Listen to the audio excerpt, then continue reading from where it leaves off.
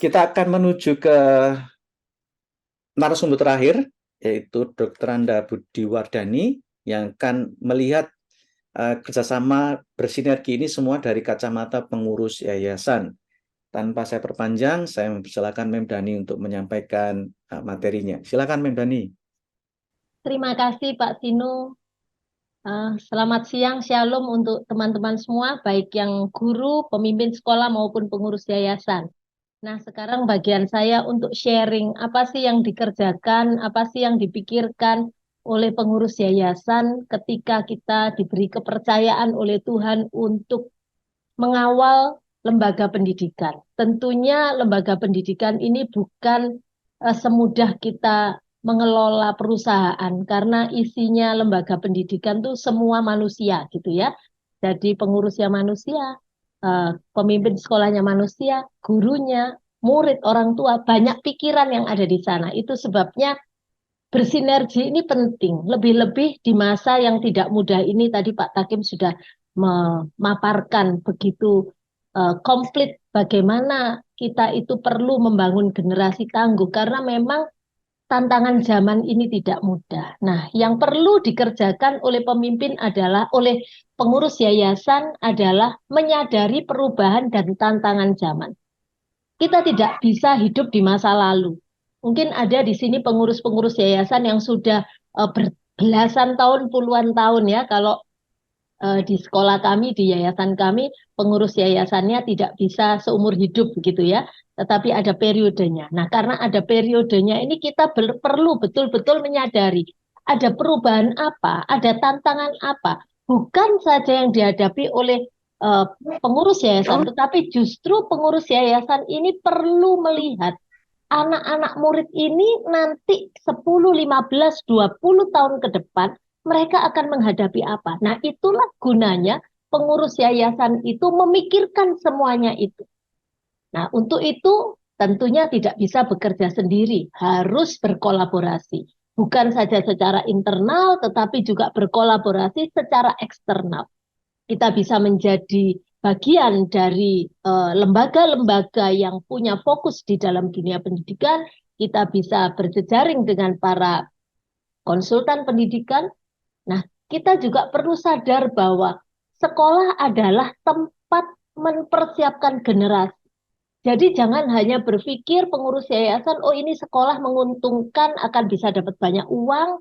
Bukan seperti itu, tetapi tugas utama kita adalah mempersiapkan generasi itu untuk masa depan mereka, untuk mempersiapkan masa depan bangsa, mempersiapkan bagaimana kehendak Tuhan itu terjadi melalui kehidupan generasi ini. Ini penting sekali. Karena firman Tuhan sudah mengatakan bahwa Allah menciptakan manusia untuk diberi kuasa untuk menguasai bumi dan seluruh ciptaannya. Artinya sebagai pengurus yayasan kita perlu paham itu bahwa bukan sekedar menyediakan menyediakan fasilitas pembelajaran untuk memberikan mereka kepandaian, tetapi lebih dari itu. Bagaimana rencana Allah itu terjadi melalui kehidupan anak-anak ini dan bagaimana kita bisa memperlengkapi guru-guru kita untuk bisa mewujudkan apa yang diinginkan Tuhan dan juga mempersiapkan pemimpin-pemimpin sekolah. Jadi eh, semua kita pemangku kepentingan bertanggung jawab dan berperan, termasuk orang tua murid. Tadi kalau kita sudah lihat segitiga besar tadi bahwa ada sekolah, ada masyarakat, ada orang tua, ini kita perlu kedepankan. Semua perlu dilibatkan. Jangan sampai sebagai pengurus yayasan kita membatasi diri untuk bersinergi dengan orang tua. Jangan sampai kita membatasi diri bersinergi dengan guru-guru atau pemimpin sekolah. Sebagai pengurus yayasan kita tidak bisa bersifat uh, eksklusif gitu ya. Jadi tidak mau dijamah gitu, untouchable. Itu saya harap itu tidak menjadi rohnya kita gitu. Tetapi justru kalau kita lihat bahwa pengurus yayasan itu kalau digambarkan tadi oleh Pak Takim sebagai akar, nah disinilah kita harus menyadari fungsi kita. Pengurus yayasan harus menyadari fungsinya sebagai akar.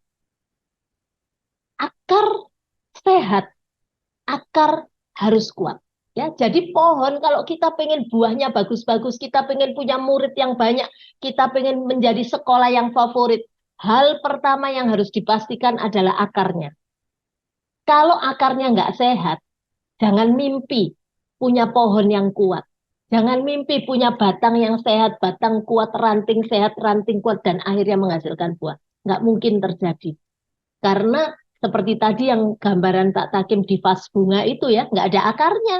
Sementara waktu cantik, tetapi makin lama makin layu. Nah, sehat, pastikan apa? Ketika kita berbicara sehat, motivasi dari pengurus yayasan ini harus benar. Motivasinya harus murni. Kenapa sih ada sekolah ini? Kenapa sih semua mengapa? Why? Itu harus terus menjadi refleksi bagi seluruh anggota pengurus yayasan. Kita ada di sini itu untuk apa? Hanya sekedar nama supaya keren atau betul-betul kita masuk terlibat di dalamnya, ikut basah kuyup di dalamnya. Ini penting. Motivasi yang benar, fokusnya benar.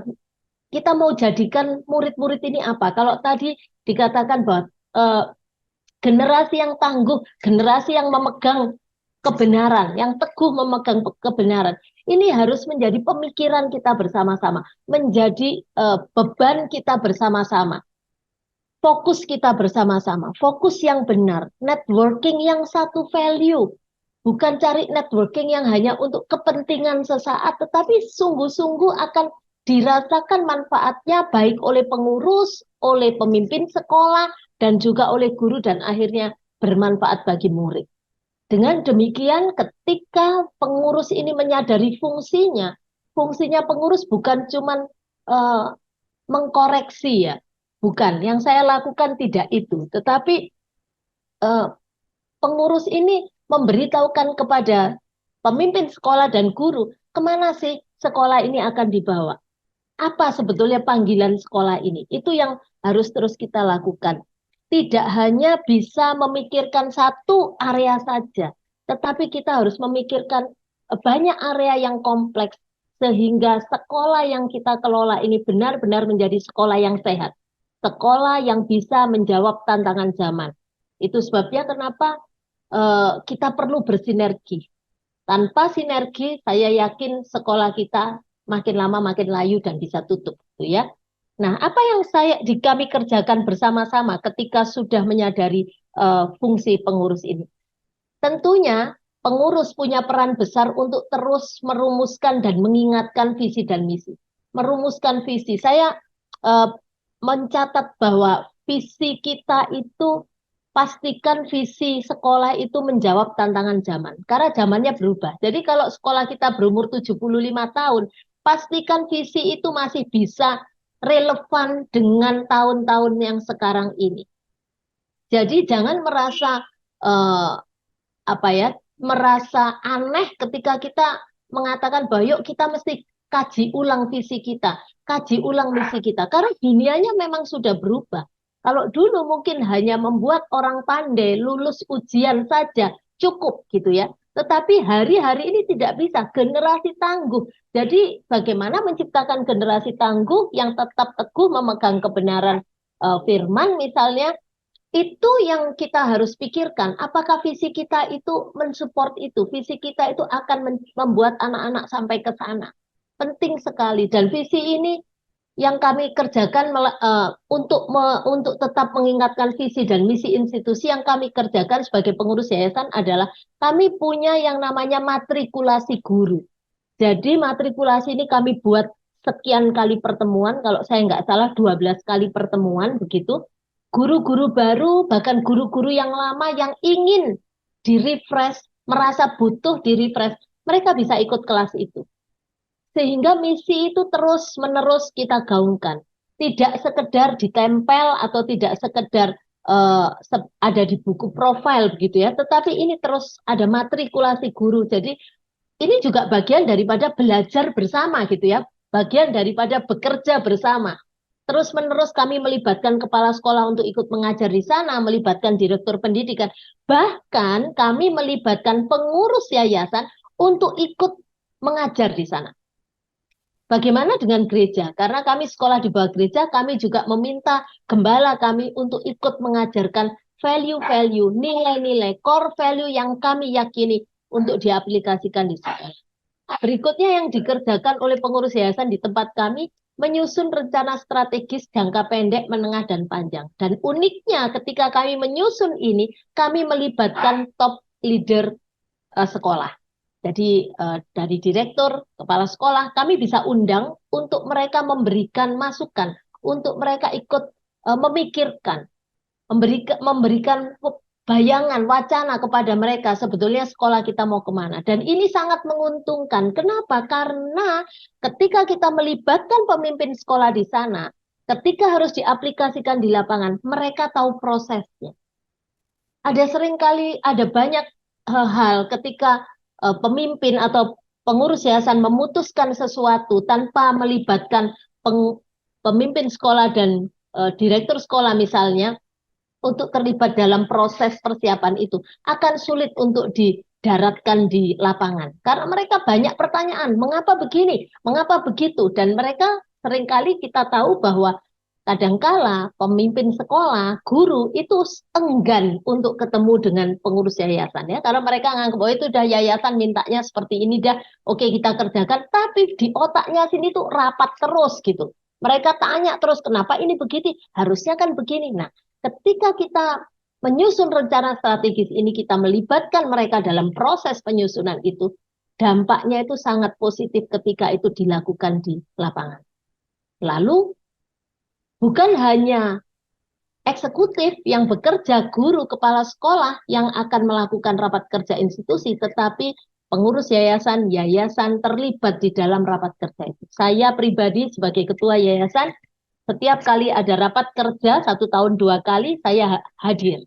Jadi saya mengikuti apa sih yang mereka pikirkan. Saya bisa masuk ke kelompok-kelompok kecil untuk cari tahu, untuk belajar, bekerja bersama, ikut duduk, ikut memberikan masukan.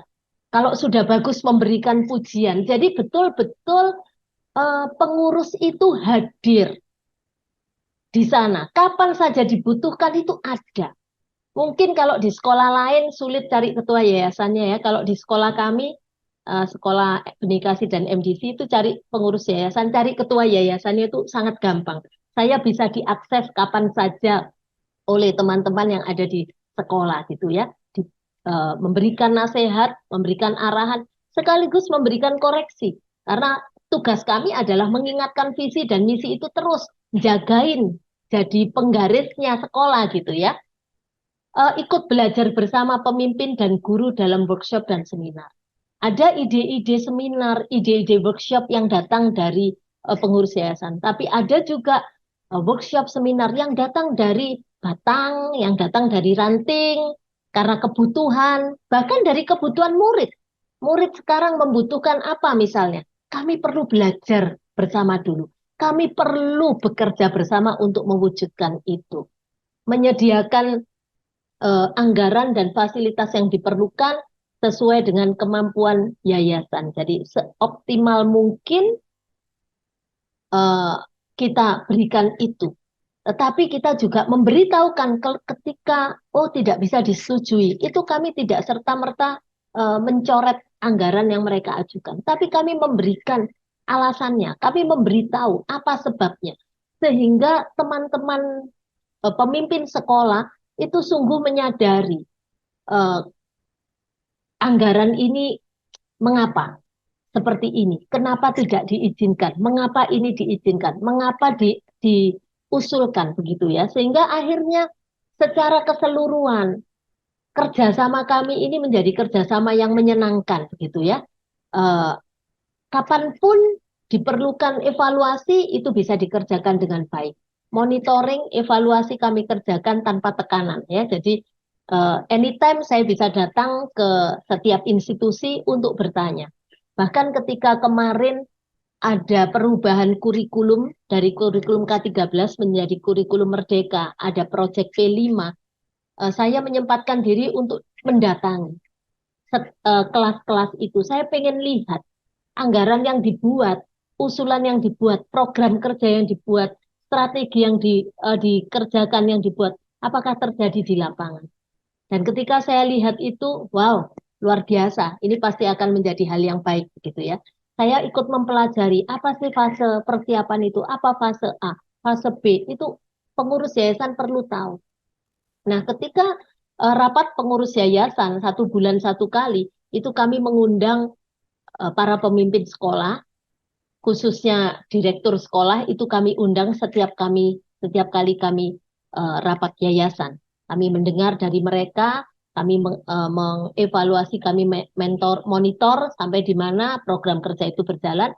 Nah, bahkan tidak menutup kemungkinan kami melibatkan kepala sekolah untuk datang dan kita pemikirkan bersama-sama. Bahkan yang tadi Memrus katakan ada rapat 2 mingguan, itu saya menyempatkan diri untuk terlibat di dalamnya, ikut datang untuk mengamati apa sih, apa yang terjadi.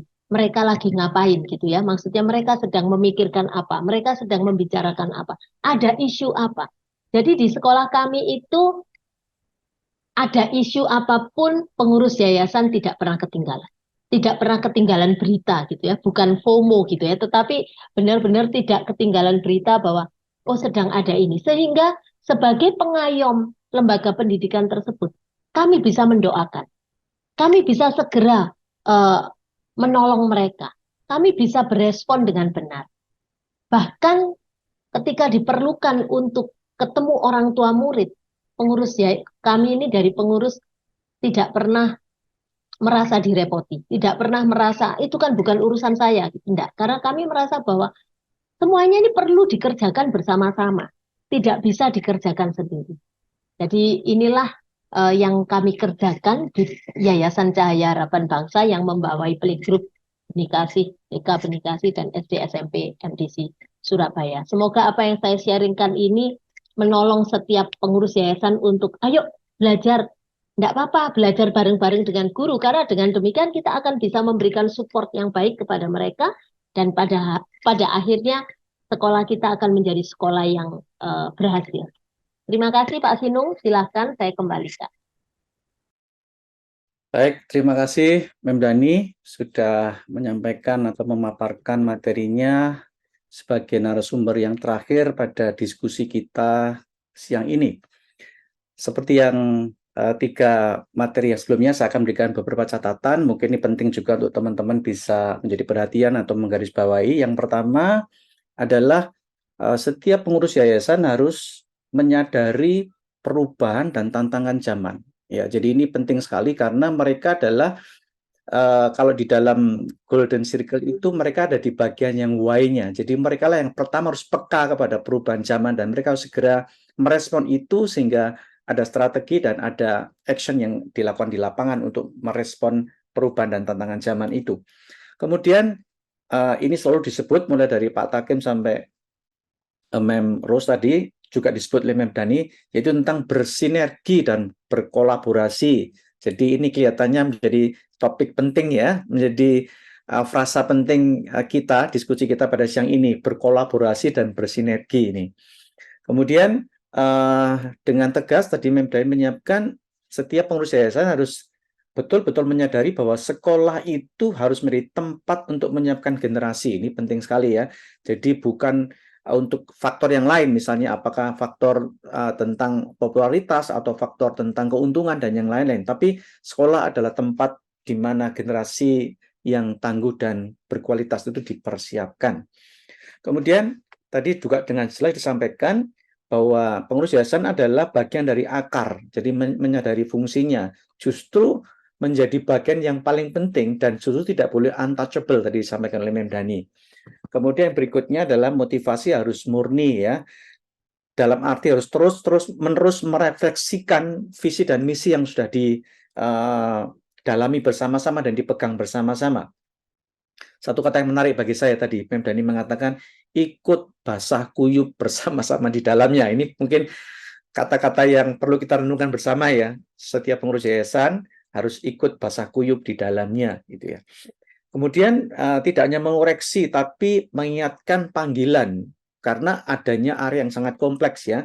Begitu itu sudah tertangani dengan baik maka akan menjadi sehat. Kalau sehat maka akan menjadi sekolah yang bisa menjawab tantangan zaman gitu ya. Jadi kita tidak menjadi sekolah yang kemudian ketinggalan zaman, bahkan tutup, layu atau tutup gitu ya. Dan kemudian bagiannya tadi disampaikan dengan tegas, terus-menerus mengkaji ulang visi dan misi karena zaman berubah.